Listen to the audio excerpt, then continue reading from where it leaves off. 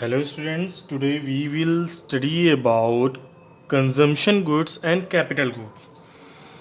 First of all, we study about consumption goods. Consumption goods refers to those goods which satisfy the wants of a consumer directly. Or we can say consumption goods are those goods which directly satisfy the needs and wants of a consumer. Consumption goods वो goods होते हैं जो किसी भी consumer की needs and wants को directly satisfy करते हैं। डायरेक्टली सेटिस्फाई करने का मतलब कि गुड्स को कंज्यूम करने के बाद डायरेक्टली कंज्यूमर को सेटिस्फैक्शन मिल जाता है। For example, bread, butter, shirts, television, furniture, these are those goods which is directly consumed by the consumer or which is directly used by the consumer for satisfying their needs and wants. These consumption goods are classified in different parts. We can say in 4 parts. First, durable goods. Durable goods refers to those goods which can be used again and again over a considerable period of time. Durable goods वो goods होते हैं जिनको हम कई बार बार इस्तेमाल कर सकते हैं अपनी नीड्स एंड वांट्स को सेटिस्फाई करने के लिए। इसीलिए ड्यूरेबल गुड्स के एग्जांपल्स में टेलीविज़न, रेफ्रिजरेटर और इसी से रिलेटेड बाकी सारे गुड्स, ऐसे गुड्स जो ज़्यादा समय के लिए हम इस्तेमाल कर सकते हों, जिनका time period more than 1 year के लिए हो या more than 1 year, 2 year, 3 year, 4 year, 10 year, जो भी हो, ठीक है। 1 साल से ज़्यादा वाले जितने भी गुड्स होंगे जिनको हम 1 साल से ज़्यादा इस्तेमाल कर सकते हैं उनको ड्यूरेबल गुड्स कहते हैं। नेक्स्ट आता है हमारा semi durable goods. Semi durable goods are those goods which can be used for a limited period of time are treated as semi durable goods.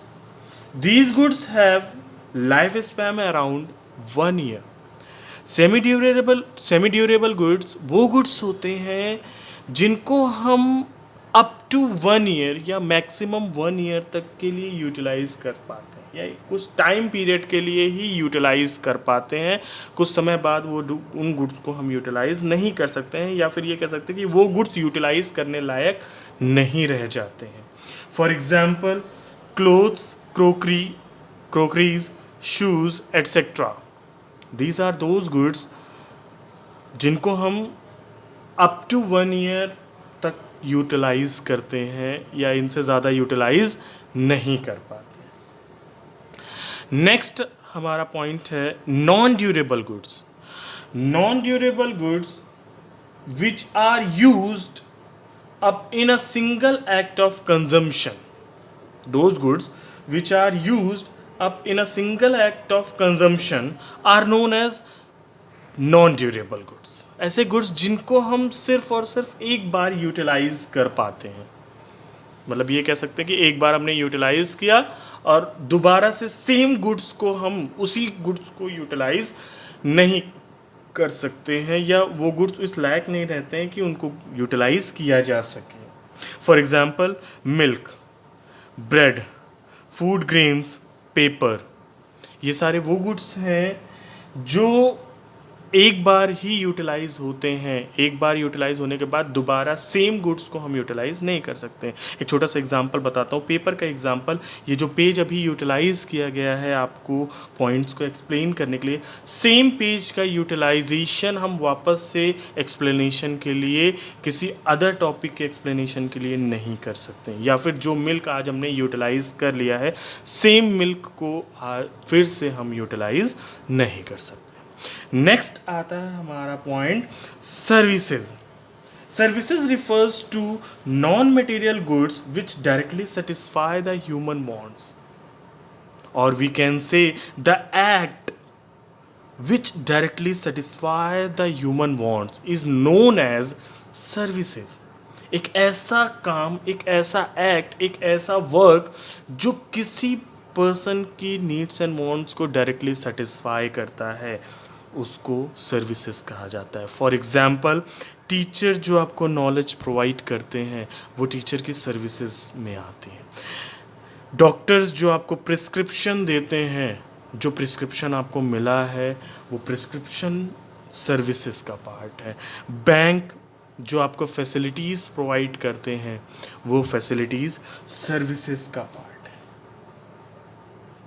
इसके अलावा एडवोकेट से जो हम नॉलेज लेते हैं या एडवोकेट से जो भी इंफॉर्मेशन हम लेते हैं regarding our problem, regarding any confusion, वो सारी चीज़ें सर्विसेज कहलाती हैं। आई होप आपको ये सारे पॉइंट्स क्लियर हो गए होंगे। इसके बाद जो पॉइंट आता है वो पॉइंट है हमारा कैपिटल गुड्स का। कैपिटल गुड्स किसे कहते हैं? Capital goods are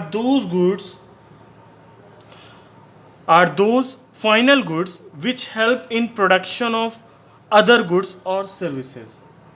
capital goods किसे कहते हैं? Capital goods are those final goods, वो फाइनल गुड्स जो किसी अदर गुड्स एंड सर्विसेज को प्रोड्यूस करने में, production of other goods and services use किए जाते हैं, वो गुड्स कैपिटल गुड्स कहलाते हैं। For example plant and machinery, equipments. इसके अलावा भी और बहुत सारी चीज़ें हैं एग्जाम्पल में जो एज अ कैपिटल गुड्स कहलाती हैं। तो वो गुड्स जो किसी अदर गुड्स एंड सर्विसेज को प्रोड्यूस करने में यूटिलाइज की जाती है उसको कैपिटल गुड्स कहते हैं। फॉर एग्जांपल जैसे मैंने बिस्किट प्रोडक्शन का एग्जांपल दिया हुआ था,